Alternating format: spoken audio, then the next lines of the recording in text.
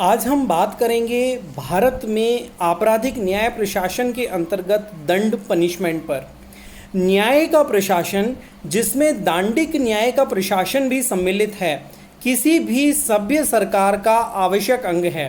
आपराधिक विधि में दंड महत्वपूर्ण स्थान रखता है, क्योंकि दंड ही एक ऐसा तत्व है जिसके द्वारा न्याय प्रशासन व सभ्य समाज का निर्माण किया जा सकता है।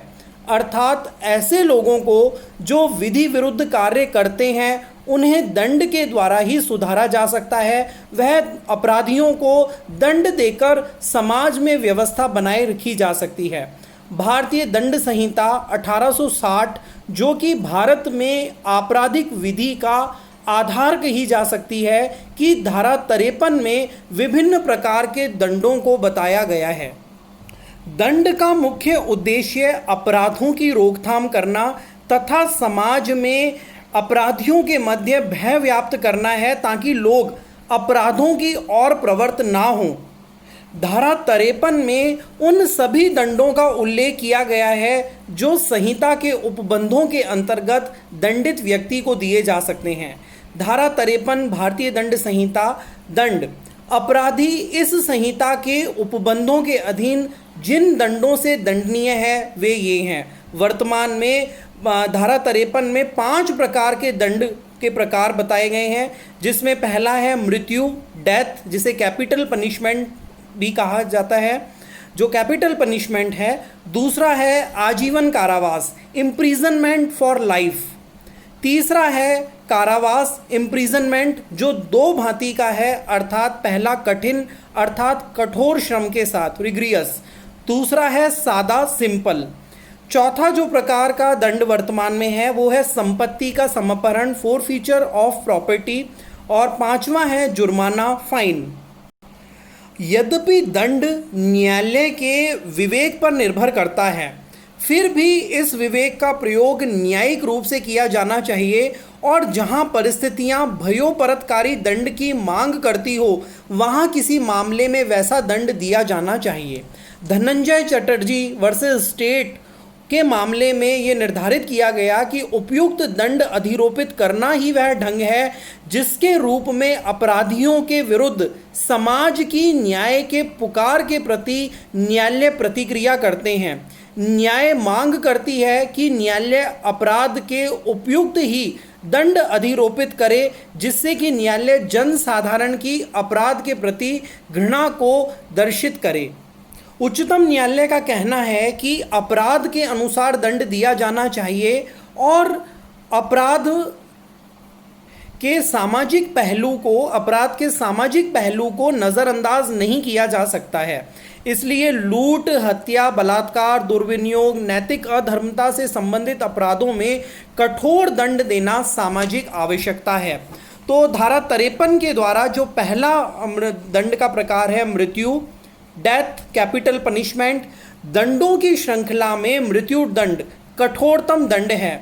मृत्यु दंड के माध्यम से अपराधी को सदा सदा के लिए समाप्त कर दिया जाता है। इसमें अपराधी की मृत्यु कारित कर दी जाती है। सामाजिक नीति के अनुरूप अत्यधिक गंभीर प्रकृति के मामलों में दोषी व्यक्ति को मौत के घाट उतार देना ही मृत्यु दंड कहलाता है। बच्चन सिंह बनाम स्टेट ऑफ पंजाब के वाद में उच्चतम न्यायालय ने 1980 में ये निर्धारित किया कि हत्या के मामले में किसी विरले से विरले मामले में ही, रेयरेस्ट ऑफ रेयर के मामले में ही मृत्यु दंड दिया जाता है। भारतीय दंड संहिता 1860 के अनुसार जिन मामलों में मृत्युदंड दिया जा सकता है उनकी विवेचना की गई है। धारा 121 में भारत सरकार के विरुद्ध युद्ध करना में मृत्युदंड दिया जा सकता है। आईपीसी की कुछ धाराएं हैं, जैसे धारा 121, धारा 132, 194, 302, 305, 307, 364 का व 396, जिनमें मृत्युदंड दिया जा सकता है। धारा 121 है भारत सरकार के विरुद्ध युद्ध करना। धारा 132 है विद्रोह का दुष्प्रेरण यदि उसके परिणाम स्वरूप विद्रोह कर लिया जाए। धारा 194 है मिथ्या साक्ष्य देना या गढ़ना जिसके कारण किसी निर्दोष व्यक्ति को मृत्युदंड दिया गया है। धारा 302 है हत्या के बारे में। धारा 305 है अवयस्क या उन्मुक्त व्यक्ति की आत्महत्या का दुष्प्रेरण। धारा 307 है आजीवन कारावास की सजा भुगत रहे सिद्ध दोष व्यक्ति के द्वारा हत्या का प्रयास किया जाना यदि उपहति कारित हुई हो। धारा 364 का है फिरौती के लिए व्यपहरण। धारा 396 है हत्या सहित डकैती। भारतीय दंड संहिता की इन धाराओं में मृत्युदंड दिया जा सकता है। दूसरे प्रकार का जो दंड है वो है आजीवन कारावास, इम्प्रिजनमेंट फॉर लाइफ। भारतीय दंड संहिता द्वारा दिए जाने वाले दंडों में मृत्युदंड के पश्चात आजीवन कारावास को कठोर दंड माना जाता है। 1955 के अधिनियम 26 द्वारा आजीवन निर्वसन के स्थान पर आजीवन कारावास को प्रतिस्थापित किया गया। आजीवन कारावास सदैव कठिन है, कभी सादा नहीं। भारतीय दंड संहिता में आजीवन कारावास का अर्थ कठिन आजीवन कारावास से है और साधारण आजीवन कारावास से नहीं। मोहम्मद मुन्ना बनाम भारत संघ के वाद में 2005 में उच्चतम न्यायालय ने स्पष्ट किया कि आजीवन कारावास किए गए कैदी को जेल में रखा जा सकता है और इसका अर्थ 14 या 20 वर्ष की अवधि के कारावास से नहीं है, किंतु सरकार विधि के अनुसार इसमें कमी कर सकती है। संहिता भारतीय दंड संहिता की धारा 121, 121 का, 122, 124 का, 125, 128, 130, 131, 132, 194, 195, 225, 232, 238, 255, 302, 304, 307, 311, 313, 314, 326, 364, 371, 376, 377, 388, 389, 394, 396, 400, 412, 433, 436, 437, 449, 459, 460, 467, 472, 474, 475, 477 और 511 के अंतर्गत आजीवन कारावास का दंड दिए जाने का प्रावधान है। आजीवन कारावास का अर्थ, एक प्रश्न जो कई बार मन में उठता है कि आजीवन कारावास की अवधि कितनी होती है। उच्चतम न्यायालय के समक्ष ये प्रश्न गोपाल विनायक गोडसे बनाम राज्य में आया, जिसमें स्पष्ट किया गया कि आजीवन कारावास का अर्थ दोषी व्यक्ति के जीवन पर्यंत तक कारावास है और उससे कम नहीं। चूंकि प्रत्येक व्यक्ति के जीवित रहने की अवधि अनिश्चित है, इसलिए आजीवन कारावास एक निश्चित अवधि के लिए कारावास नहीं है। निर्भया गैंगरेप के बाद भारतीय दंड संहिता में दंड विधि संशोधन अधिनियम 2013 के द्वारा धारा 376 का पीड़िता की मृत्यु या लगातार विकृतशील दशा कारित करने के लिए दंड, इसमें भी इस धारा में भी मृत्यु दंड देने का प्रावधान किया गया। वह इसी के साथ दंड विधि संशोधन अधिनियम 2013 के द्वारा एक धारा 376 जोड़ी गई, जिसमें पनिशमेंट फॉर रिपीट ऑफेंडर्स, पुनरावृत्ति करता अपराधियों के लिए दंड, अर्थात जो कोई अपराधी धारा 376, 376 का या 376 घ के अधीन दोबारा से कोई अपराध करता है तो उसके लिए भी मृत्यु दंड या आजीवन कारावास का ही दंड देने का प्रावधान किया गया।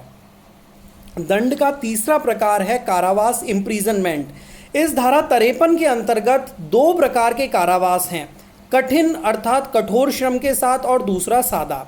कठिन कारावास के मामलों में अपराधी से कठोर श्रम लिया जाता है, जैसे कि आटा पीसना, जमीन की खुदाई, पत्थर तोड़ना, लकड़ी काटना इत्यादि। साधारण कारावास के मामले में अपराधी को जेल में रखा जाता है और उससे किसी प्रकार का काम नहीं लिया जाता। गुजरात राज्य बनाम माननीय उच्च न्यायालय गुजरात में धारित किया गया कि कठोर कारावासी व्यक्तियों से सख्त परिश्रम के कार्य कराना उचित है। यहाँ न्यायालय ने यह भी स्पष्ट किया है कि किस कैदी को कठोर परिश्रम करने के लिए विवश किया जा सकता है। केवल मात्र कठिन कारावास भारतीय दंड संहिता की धारा 194 और 449 के अंतर्गत अपराध केवल मात्र कठिन कारावास से दंडनीय है। इसमें सादा कारावास से दंडित किए जाने का कोई विकल्प नहीं है।